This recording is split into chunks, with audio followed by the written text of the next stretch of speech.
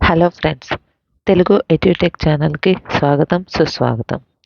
ఈరోజు నుంచి మీకు కరెంట్ అఫైర్స్ని కొన్ని బిట్స్ రూపంలో అందించడం జరుగుతుంది. అందులో మొదటిగా స్టార్టెక్ ప్రతిష్టాత్మకమైన ప్రశంసలను అందుకున్న ఏ దేశం ప్రపంచ హెచ్ఆర్డి కాంగ్రెస్ను నిర్వహించింది? సో దీనికి వచ్చేసరికి ఆన్సరు ఫిలిప్పీన్స్.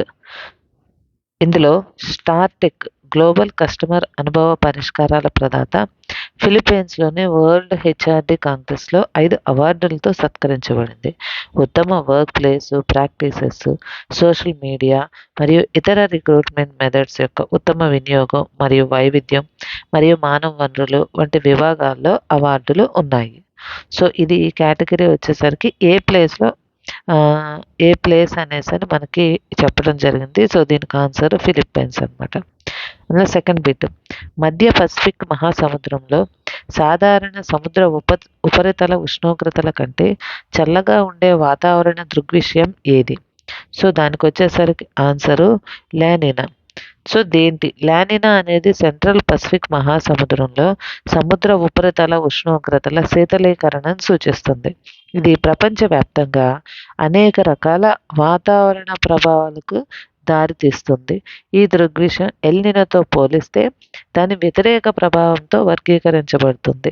ఇది ప్రపంచవ్యాప్తంగా వాతావరణ నమూనాలను ప్రభావితం చేస్తూ కొన్ని ప్రాంతాల్లో చల్లగా మరియు పొడిగా ఉండే పరిస్థితులకు కారణమవుతుంది. సో ఇది మనకి బిట్టు పర్యావరణానికి సంబంధించింది. నెక్స్ట్ థర్డ్ వన్, భారతదేశంలో దేశీయంగా ఉత్పత్తి చేయబడిన ముడి చమురుపై మెట్రిక్ టన్నుకు తగ్గిన విండ్ ఫాల్ పన్ను రేటు ఎంత? సో దీనికి వచ్చేసరికి 8,400 రూపాయలు. భారతదేశం దేశీయంగా ఉత్పత్తి చేయబడిన ముడి చమురుపై విండ్ఫాల్ పన్ను టన్నును ఎంత నుండి ఎంతకు తగ్గించింది అని కూడా అడగచ్చు. సో ఇది 9,600 నుండి 8,400 రూపాయలకి తగ్గించింది. ఇది ఎప్పటి నుంచి అమల్లోకి వస్తుందంటే మే 1 నుండి అమల్లోకి వస్తుంది. ఈ సర్దుబాటు చమురు పరిశ్రమకు అనుకూలమైన వాతావరణాన్ని పెంపొందించే లక్ష్యంతో ముడి చమురు ఉత్పత్తిదారులపై పన్నుభారం తగ్గడాన్ని ప్రతిబింబిస్తుంది. సో ఇది మనకి ఆర్థిక వ్యవస్థ కిందకు వస్తుంది. నెక్స్ట్, మహారాష్ట్ర అధికారికంగా ప్రత్యేక రాష్ట్రంగా ఎప్పుడు ఏర్పడింది? సో దీనికి వచ్చేసరికి ఆన్సర్ 1960. సో దీనికి మహారాష్ట్ర అధికారికంగా మే 1, 1960న ప్రత్యేక రాష్ట్రంగా ఏర్పడింది. దీనిని ఏటా మహారాష్ట్ర దినోత్సవం లేదా మహారాష్ట్ర దివస్గా జరుపుకుంటారు. ఈ తేదీ దేని మీద పునర్వ్యవస్థీకరణ చట్టం ప్రకారంగా అంటే 1956 రాష్ట్రాల పునర్వ్యవస్థీకరణ చట్టం ప్రకారంగా భాషా సరిహద్దుల ఆధారంగా రాష్ట్రాలను సృష్టించే లక్ష్యంతో ఉన్న మాజీ బొంబాయి ప్రెసిడెన్సీని మహారాష్ట్ర మరియు గుజరాత్లుగా విభజించడాన్ని సూచిస్తుంది. ఇది మరాఠీ ప్రజలకు అపారమైన సాంస్కృతిక ప్రాముఖ్యతను కలిగి ఉంది. వారి ఐక్యత, స్థితిస్థాపకత మరియు వారసత్వానికి ప్రతీక. నెక్స్ట్, మే 1, 2024న vice chief of naval staff ఎవరు నియమితులయ్యారు అనేసి. సో దీనికి answer vice admiral Krishna Swaminathan. So admiral Krishna Swaminathan May 1, 2024న వైస్ చీఫ్ ఆఫ్ నేవల్ స్టాఫ్గా నియమితులయ్యారు. అతను ఆపరేషనల్ స్టాఫ్ మరియు ట్రైనింగ్ విభాగాలలో వివిధ కీలక పాత్రల్లో పనిచేశారు మరియు ఐఎన్ఎస్ విక్రమాదిత్య వంటి ప్రముఖ నౌకలకు నాయకత్వం వహించారు. నెక్స్ట్, 6వ ఆసియా క్యారమ్ ఛాంపియన్షిప్లో భారత క్రీడాకారులు పురుషుల మరియు మహిళల డబుల్స్ టైటిల్స్ను ఎక్కడ గెలుచుకున్నారు? దీనికి వచ్చేసరికి ఆన్సర్ మాలే. సో ఏంటి అంటే మాల్దీవుల్లోని మాలేలో జరిగిన 6వ ఆసియా క్యారమ్ ఛాంపియన్షిప్లో పురుషుల మరియు మహిళల డబుల్స్ టైటిల్స్ రెండింటిలోనూ భారత క్రీడాకారులు విజయం సాధించారు. సో ఈ ఘనత అంతర్జాతీయ వేదికపై వారి నైపుణ్యం మరియు జట్టు కృషిని ప్రదర్శిస్తూ క్రీడలో వారి నైపుణ్యం మరియు ఆధిపత్యాన్ని హైలైట్ చేస్తుంది. Next, securities appellate tribunal SAT presiding ఆఫీసర్గా ఇటీవల ఎవరు బాధ్యతలు స్వీకరించారు? సో దీనికి ఆన్సర్ వచ్చేసరికి జస్టిస్ దినేష్ కుమార్.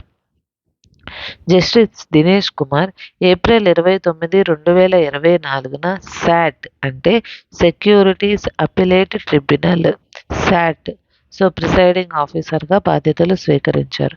ప్రధాన న్యాయమూర్తిగా పనిచేయటంతో పాటుగా తన విస్తృతమైన న్యాయ అనుభవాన్ని అందించి 4 సంవత్సరాల కాలానికి భారత ప్రభుత్వంచే నియమించబడ్డారు.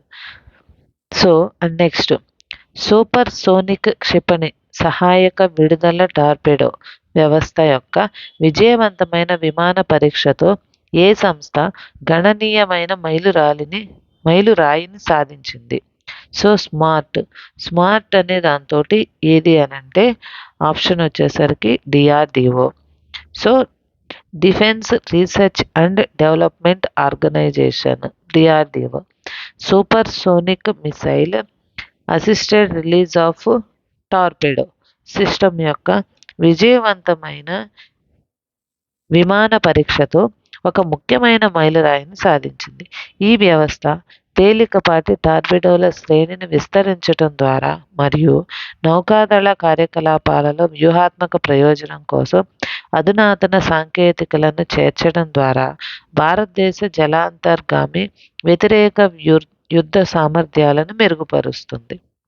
నెక్స్ట్ అంతర్జాతీయ కార్మిక దినోత్సవాన్ని ఏ తేదీన జరుపుకుంటారు? ఆన్సరు మే 1.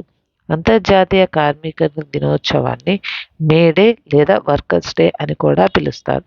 ప్రతి సంవత్సరం మే 1న జరుపుకుంటారు. ఈరోజు ప్రపంచవ్యాప్తంగా కార్మికుల సహకారాన్ని స్మరించుకుంటుంది మరియు వారి హక్కులు మరియు మెరుగైన పని పరిస్థితుల కోసం వాదిస్తుంది. నెక్స్ట్ తప్పుదోవ పట్టించే ప్రకటనల కారణంగా పతంజలి ఆయుర్వేదం నుండి 14 ఉత్పత్తుల లైసెన్సులను ఏ రాష్ట్ర ప్రభుత్వం సస్పెండ్ చేసింది? దీనికి ఆన్సర్ వచ్చేసరికి ఉత్తరాఖండ్.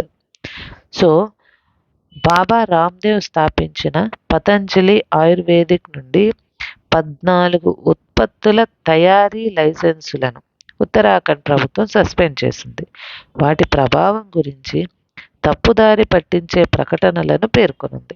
ఆరోగ్య రంగంలో సత్యమైన ప్రకటనలకు సంబంధించిన నిబంధనలకు అనుగుణంగా ఉండేలా ఈ చర్య తీసుకోబడింది.